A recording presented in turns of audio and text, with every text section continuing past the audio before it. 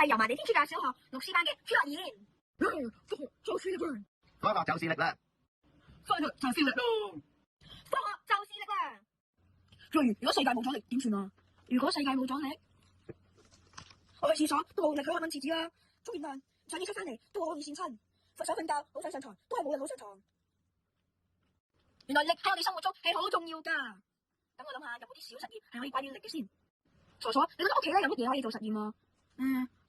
咦，雪櫃有熟隻蛋喎，可唔可以用咧？你覺得？好啊，用蛋啦。個蛋又輕，個殼又容易爛，可以做咩實驗啊？吓，你真係覺得蛋殼好容易爛？傻傻，我哋一齊試下呢個實驗啊！睇下我好大咁樣捏個蛋，睇下會唔會爆？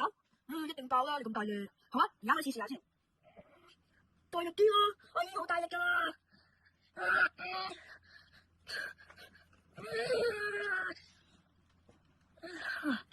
無論我幾大力咁樣捏個蛋，個蛋都唔會爆。我就捏唔爆個蛋啊！不過如果我嗌姐姐嚟，睇下佢捏唔捏得爆個蛋。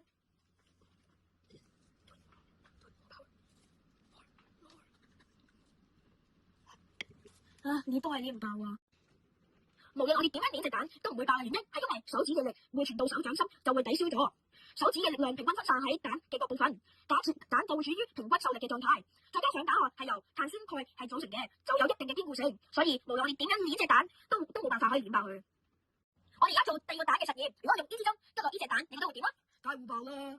如果嗰隻蛋係一個拮唔穿嘅蛋咧，實驗開始，我哋要確保隻蛋咧係冇穿嘅。然之後咧，我哋要用啲膠紙去圍住佢。然之後咧，我哋仲用呢個去篤穿佢啦。而家我試下拮入去，睇下個蛋殼裂唔裂開先。拮咗佢啦，不過蛋殼冇裂喎。蛋殼拮唔穿嘅原因係因為就張力。我喺蛋殼上高黐有一圈嘅膠紙，然後我用一個長針去拮穿個蛋，因為有膠紙嘅張力去保護，裂紋咧唔會擴大，隻蛋就唔會裂開，就唔會裂開。跟住第三個關於蛋嘅實驗係需要一啲工具嘅，有蛋、毛巾、一啲好重嘅書同埋一個錘。你覺得我哋直接用個錘去揼啲蛋，你覺得會點啊？梗係下水啦，所以我呢個實驗就試下啲蛋會唔會水。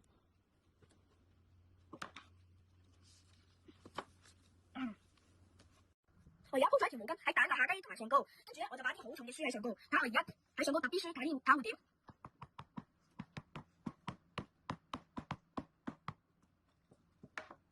等我拎開啲書，拎開條毛巾先，啲蛋冇爛喎。啲蛋唔爆嘅原因係因為雞蛋所受嘅壓力同書本上嘅壓力大小相等，蛋上下鋪嗰啲毛巾令到衝擊力大減輕咗，所以雖然啲書好重，雞蛋都唔會爆。世界冇阻力得唔得？做完呢3個實驗之後，我就發現世界樣樣嘢都係同力有關。